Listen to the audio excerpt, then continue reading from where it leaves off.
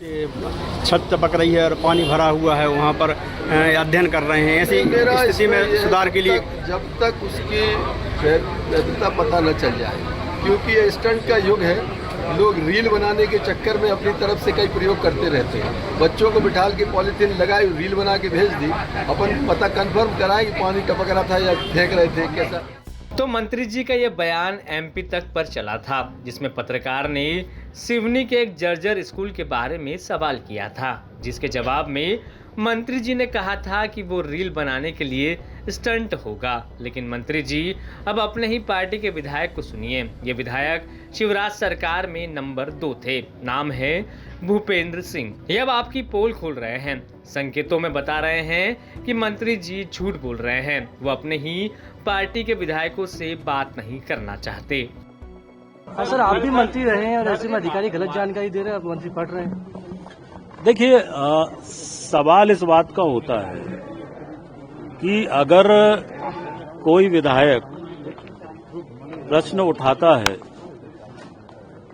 तो पहली बात तो ये है कि परंपरा ये है कि सामान्यतः मंत्री विधायक से फोन पर बात कर लेते हैं कि क्या विषय है और आप इसमें क्या चाहते हैं। तो एक तो ये पहले बात हो जाती है तो विषय ध्यान में होता है। दूसरा मेरा ये कहना था कि अधिकारी अगर ये लिख दे कि क्षेत्र में कोई रोष नहीं है तो मंत्री को ये बात स्वीकार नहीं करना चाहिए। अगर है नहीं है तो बोलें। अब मंत्री अगर ये बोल दें कि कोई रोष नहीं है तो इसका मतलब विधायक गलत है। तो हम ये बोले कि हमारे क्षेत्र में जनता बहुत खुश है, यौन शोषण हुआ है तो जनता बहुत खुश है, हम ये बोलें क्या? तो अगर रोष है तो मैं विधायक हूं वहां का, तो मेरे को पता नहीं होगा कि रोष है कि नहीं है। तो मैंने यही कहा कि कम से कम कार्रवाई हो ना हो, पर सरकार की ये जिम्मेदारी भी है कि विधायक अपमानित ना हो, इतना हमें अपने जवाब में इस बात का ध्यान रखना चाहिए। ये मेरी भावना थी। भूपेंद्र सिंह यही नहीं रुके, उन्होंने तो माननीय मंत्री उदय प्रताप राव के दूसरे विभाग की भी पोल खोल दी और अपने जिले का हवाला देकर बता रहे हैं कि कैसे परिवहन विभाग भ्रष्टाचार का अड्डा बनता जा रहा है और उनके जिले में कैसे परिवहन विभाग में भ्रष्टाचार चरम पर है। वाहन को लेकर भी ध्यानाकर्षण की सूचना दी है। हमारे यहाँ पर अभी लगभग 2 माह में 5 बार चक्का जाम हो गया। मैं बार बार कह रहा हूं कि इस व्यवस्था को ठीक करो, क्योंकि वहां पर इलीगल तरीके से असामाजिक तत्व कुछ जो और लोग हैं मिलकर लोगों के साथ मारपीट कर रहे हैं। ट्रक वालों के साथ मारपीट की अनेक घटनाएं हुई है और इसलिए अनेक लोग वहां पर इस तरह की परिवहन के नाम पर अवैध वसूली, गुंडागिर्दी, ये सब हो रहा है और 5 बार चक्का जाम हो चुका। तो हमारे क्षेत्र की जनता जाएगी कौन से रोड से अगर वहां पर चक्का जाम होता है? तो कई बार मैं ही 2-2 घंटे फंसा रहता हूं।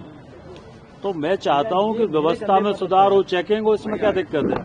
चेकिंग होना चाहिए, चेकिंग होना चाहिए। ये आरटीओ को अधिकार है, परिवहन विभाग को चेक करना चाहिए, चेकिंग हो, पर व्यवस्था ऐसी हो कि जाम ना लगे, क्योंकि वो हमारा स्वर्णिम कॉरिडोर है, कश्मीर से कन्याकुमारी वाला रोड है, बहुत ज्यादा ट्रैफिक है और यार्ड छोटा है, तो इस कारण से 10 गाड़ी भी खड़ी करते हैं तो जाम लग जाता है। तो जनता को हर दिन जाम का सामना करना पड़ता। उस दिन भी एक ट्रक आ रहा था स्पीड में, अचानक एक किसी ने स्टॉपर उसके सामने कर दिया, व्हील वाला स्टॉपर, तो ट्रक पलट गया।